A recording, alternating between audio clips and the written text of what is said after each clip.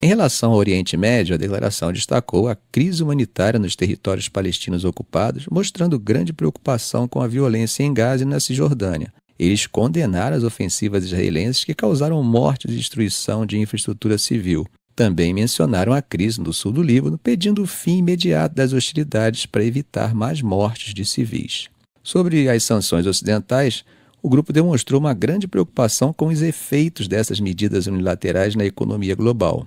Destacaram que essas sanções têm um impacto negativo no comércio internacional e no cumprimento dos Objetivos de Desenvolvimento Sustentável, ODS, um tema que, como sabemos, é extremamente importante para os países em desenvolvimento, que são os que mais sofrem com as consequências dessas medidas.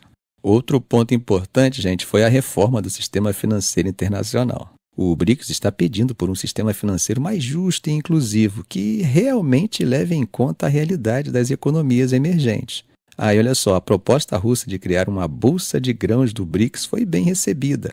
Seria uma plataforma que pode ser um divisor de águas no comércio de commodities entre os países do grupo e que, quem sabe, até pode se expandir para outros setores da agricultura.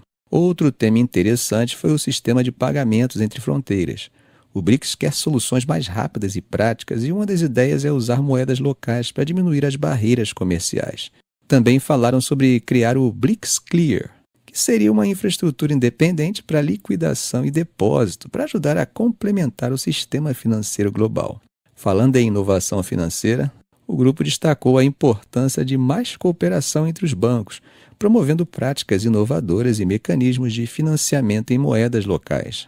Quanto ao FMI, os BRICS reafirmaram o compromisso com uma rede global de segurança financeira robusta, com o FMI no centro desse sistema, mas sempre defendendo maior equidade nas decisões e nas cotas. Nós observamos, inclusive, gente, nos discursos dos presidentes, algumas críticas em relação a essas instituições de Bretton Woods. Em relação ao G20, o grupo destacou a importância de se buscar resultados consensuais e produtivos dentro desse fórum internacional.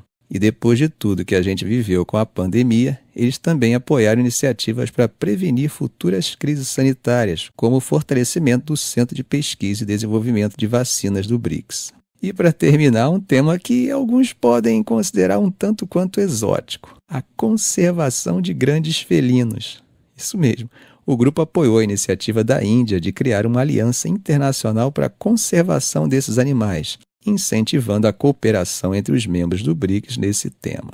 Bom, meus amigos, mudando de assunto, lembra daquela novela sobre a qual falei ontem? Então, tem mais um capítulo. Se ontem foi os Estados Unidos que falaram sobre o assunto, hoje é a China.